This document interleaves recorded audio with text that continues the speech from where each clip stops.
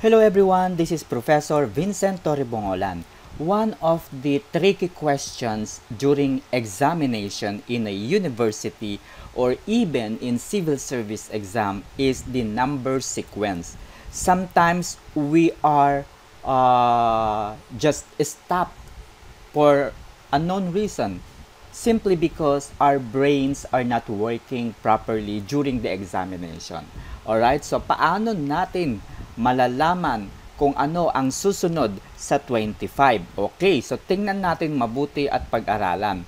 By the way, inilabas ko na pala ang math type para maisulat kong mabuti ang formula kung paano ko na-compute o paano natin malalaman ang susunod sa 25. Kung mapapansin ninyo, dalawa ang sagot na 1. Ibig sabihin, iisa lamang ang gagamitin nating dyan na imumultiply. Okay? Hahanap tayo ng number na kung saan ito ay magre-resulta sa the same number. Okay?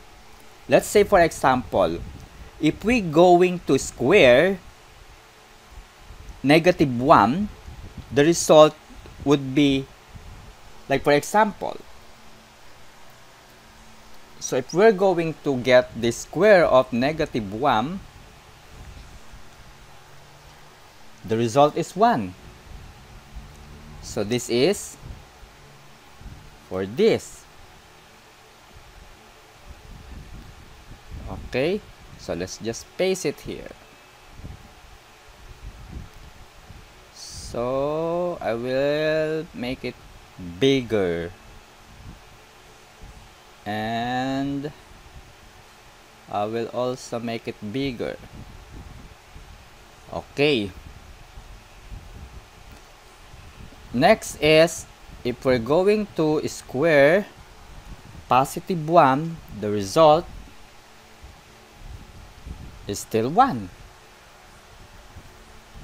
Right?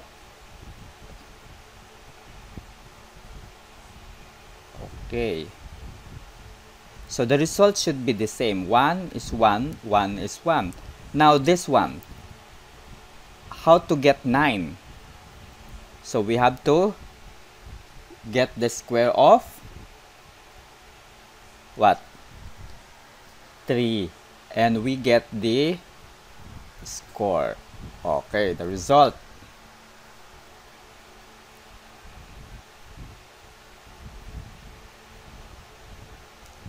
So meaning to say, multiplied number by itself. 3 times 3 is equal to 9. So the result is 9. So how about this? 25.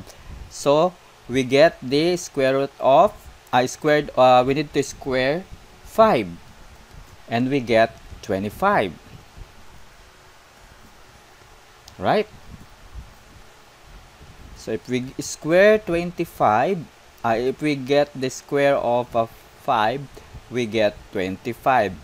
Now, you notice that the sequence when we square the number is odd number.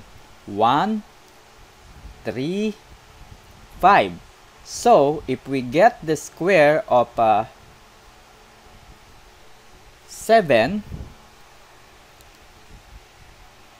7 times 7, that would be 49. Am I correct?